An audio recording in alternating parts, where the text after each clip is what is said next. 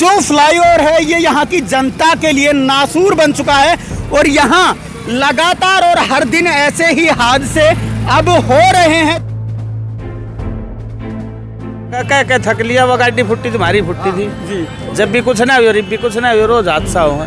इस सरकार तक कुछ ना कही जाए, या तो हम दीवार खचवा दी जाए, बिल्कुल बंद हो जाए, पब्लिक चेक कितने की जाओ। ये दारू पी का से कोई सुल्फो पी का से ले रहे पाड़ ले परला ने पाड़ दे, तीसरा दिन को काम से। मैं बार बार वही मुद्दा उठा रहा हूँ कि उस समय पे कितना भ्रष्टाचार इस फ्लाईओवर के अंदर हुआ होगा, किन किन कैसे कैसे लोगों को टेंडर बांटे गए होंगे और उसके बाद में आज जो इसके हालात बने हैं। महज 10 साल की तो बात ही छोड़ दीजिए, जिस समय पे इस फ्लाईओवर को बनाया गया था उद्घाटन से पहले ही ये फ्लाईओवर टूट चुका था। सरकार को इस बारे में खूब चेताया गया है, लेकिन कोई गौर नहीं करती सरकार। इतने एक्सीडेंट वगैरह रोज के एक ना एक 2 केस होते रहते हैं। कम से कम 100 बस इसके ऊपर को गुजर जाती है, या तो बिल्कुल बंद करा जाए। भाई जब एक चीज डैमेज हो ही चुकी, आदमी को मान लो कि भाई वो खत्म है तो खत्म है, मिट्टी है तो ये भी एक मिट्टी है। भाई 100 बस इसके ऊपर के निकास कर रही है। स्कूल वाहन सूरज स्कूल की, कौन से स्कूल का नाम बताओ, लेकिन जो बच्चे ने जन्म लिया है 5 साल का या 7 साल का और वो इसके ऊपर के जा रहा है बस के अंदर, स्कूल वालों की आंख मिच रही है या पब्लिक की आंख मिच रही है। सरकार की तो मिच रही है। भाई डैमेज है तो बिल्कुल नहीं आनी चाहिए। नमस्कार, आप देख रहे हैं स्टेट न्यूज़ हरियाणा और मैं हूं अमित अमन।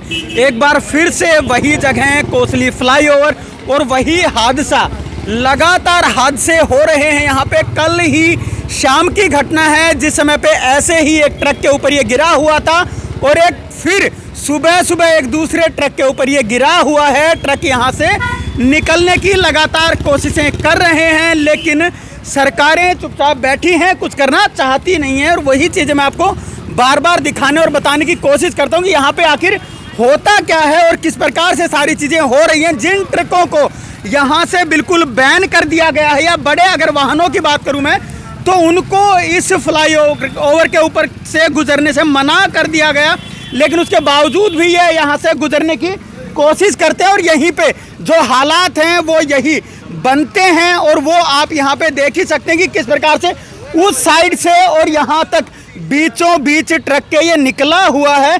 और इसी के लिए बार बार जो बातें हैं वो होती हैं, लेकिन हर दिन अगर ऐसे हादसे होते रहेंगे तो ये सिर्फ और सिर्फ जान से खेलने के अलावा और कुछ भी नहीं है। लेकिन अगर मैं बात करूं उन सरकारों की जिनके द्वारा पहले इसको बनाया गया था, या आज की सरकार की बात करूं, तो दोनों ही एक तरफ से ऐसा लगता है कि दोनों मिले हुए हैं और ना कोई किसी के ऊपर कार्रवाई करना चाहता है और ना ही इसकी जांच बिठवाना चाहता है। लेकिन सरासर जो लोगों के साथ यहाँ पे एक ज्यादती हो रही है, एक नासूर उन लोगों के लिए जो यहाँ पे लोग रहते हैं उनके लिए बना दिया गया है, वो आपकी आंखों के सामने है। पीछे लंबी दूरी तक जो ट्रैफिक जाम है वो यहाँ पे लगा हुआ है और अगर दूसरी साइड भी आप देखने की कोशिश करें वहाँ भी यही हाल थोड़ी देर में बनने वाला है।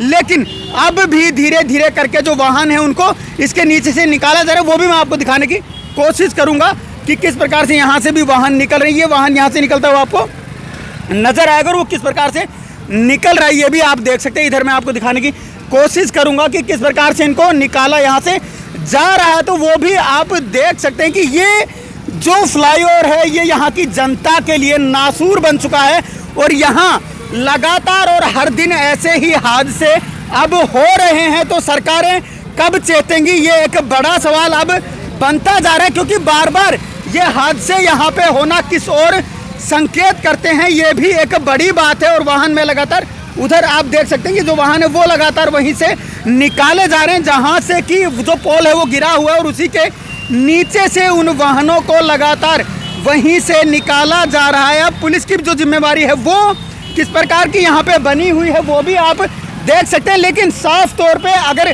बातों को बोला जाए तो ये सिर्फ और सिर्फ जो प्रशासन है उसकी जो नाकामी है उसको दर्शाता है कि लोगों के जीवन से खेलना यहाँ पे सबसे बड़ी बात है कि किस प्रकार से उनके जीवन से खेला जा रहा है। और इसका जो जवाब है आखिर कौन देगा।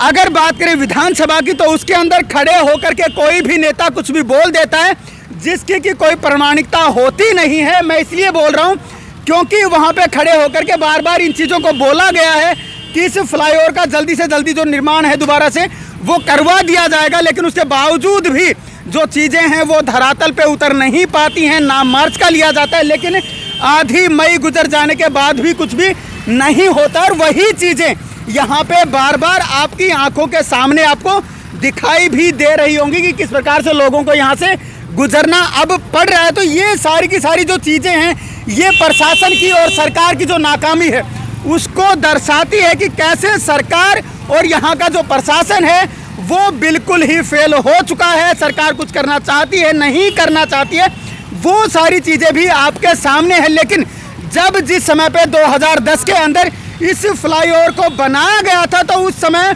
मैं बार बार वही मुद्दा उठा रहा हूँ कि उस समय पे कितना भ्रष्टाचार इस फ्लाईओवर के अंदर हुआ होगा, किन किन कैसे कैसे लोगों को टेंडर बांटे गए होंगे। और उसके बाद में आज जो इसके हालात बने हैं, महज 10 साल की तो बात ही छोड़ दीजिए। जिस समय पे इस फ्लाईओवर को बनाया गया था, उद्घाटन से पहले ही ये फ्लाईओवर टूट चुका था और उसी से 10 साल लगातार लोगों को इसको भुगतते हुए हो गए हैं। लेकिन अब कितने सालों तक इसको भुगतना पड़ेगा वो ये जनता ही जानती है, क्योंकि सरकार तो कुछ करेगी नहीं, तो इसी जनता को आगे भी भुगतना पड़ेगा। पहले भी भुगतती हुई यही जनता आई है जो कि आपको यहाँ पे खड़ी हुई दिखाई दे रही है। और वही पूरा का पूरा जो प्रकरण है वो लगातार यहाँ पे बना रहता है। तो अब इन चीज़ों से निजात कैसे पाया जाए, अब इन लोगों को क्या करना चाहिए, वो भी सरकार बता दे कि ये लोग आखिर ये चीज़ करें। क्योंकि जो फ्लाईओवर है इसके बहुत सी जो जिंदगियां हैं वो हर दिन गुजरती हैं, तो उन जिंदगियों के लिए भी क्या कुछ किया जाना चाहिए ये भी सरकार एक बार बता दे। कि अगर उनको मर जाना चाहिए तो वो भी सरकारें बता सकती हैं कि क्या वो कैसे यहाँ पे अपनी जान गंवा सकते हैं। उसके लिए भी एक आसान तरीका अगर सरकार बता दे तो वो भी सहूलियत तो हो जाएगी। क्योंकि हर दिन लोगों के लिए बातें तो वही बनी हुई हैं कि जिस प्रकार यहाँ पे हर दिन का जो माहौल है वो यही बन जाता है। तो अब आप समझ सकते हैं साहब क्या कहेंगे। सरकार को इस बारे में खूब चेताया गया है, लेकिन कोई गौर नहीं करती सरकार। इतने एक्सीडेंट वगैरह रोज के एक ना एक दो केस होते रहते हैं, लेकिन अब भी सरकार नहीं जाएगी। चलो समझ ले तो खराब है ही, लेकिन इस बारे में इसको सोचना चाहिए। नहीं होगा तो एक दिन जाम लगेगा या बहुत भारा और बहुत ज़्यादा सरकार को नुकसान उठाना पड़ेगा अगर कोई मर गया कोई बात होगी तो। लेकिन सरकार इस बारे में अपने आँख मूंद के सो रही है, कुछ नहीं कर रही इस मामले में।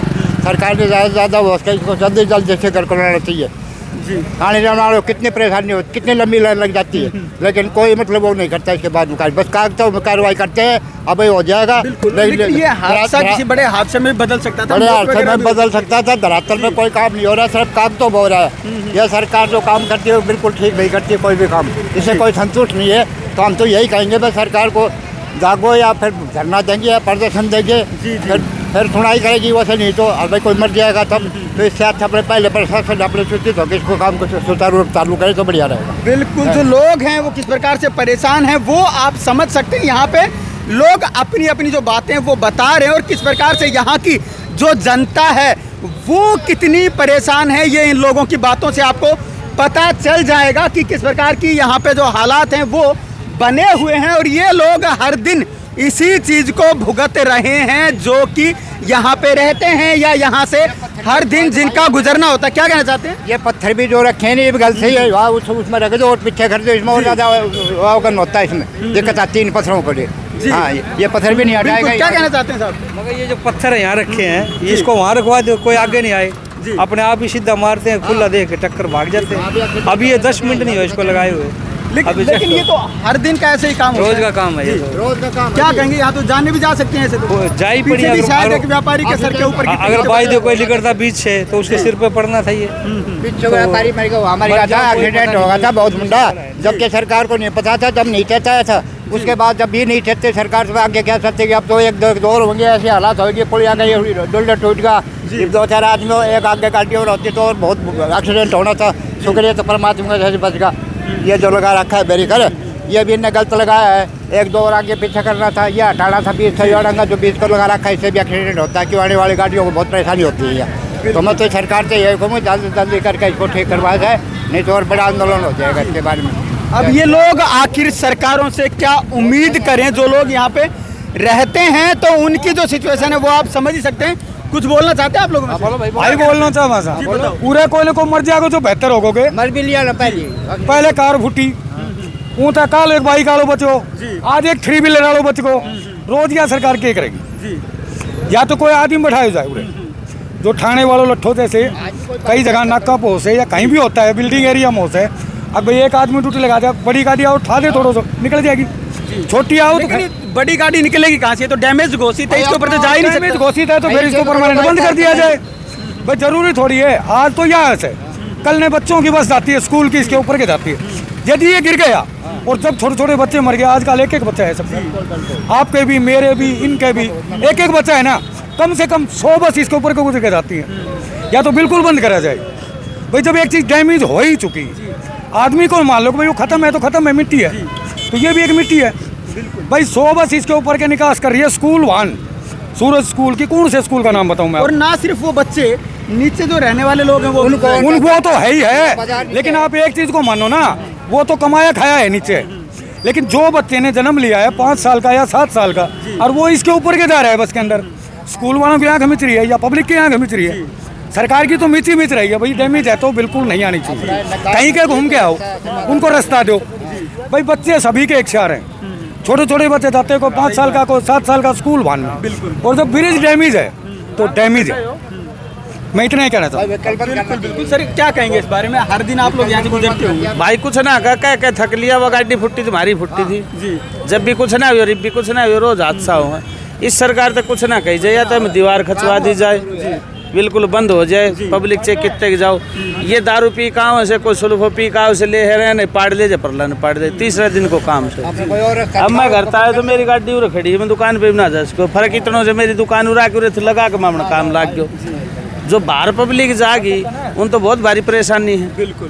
अब ये तो रोज कदे पी के फोड़ दे, कदे उतरा फोड़ दे, ये तीसरे दिन को काम हो रहे हो। बाइक वालों को मर जाओ जब क्या करेंगे। बिल्कुल, बहुत बड़ी बात है जो ये बता रहे हैं। और यहाँ हर दिन ऐसे ही हादसों को न्योता दिया जाता है, वो भी यहाँ पे हर आदमी जानता है, क्योंकि सभी यहाँ पे बता रहे कि इस फ्लाईओवर से जो कि बिल्कुल डैमेज घोषित है, उसी के ऊपर से सारी स्कूल बस भी निकलती हैं, गाड़ियाँ भी निकलती हैं और सारी चीज़ें इसी के ऊपर से निकलते हैं जितने भी वाहन हैं।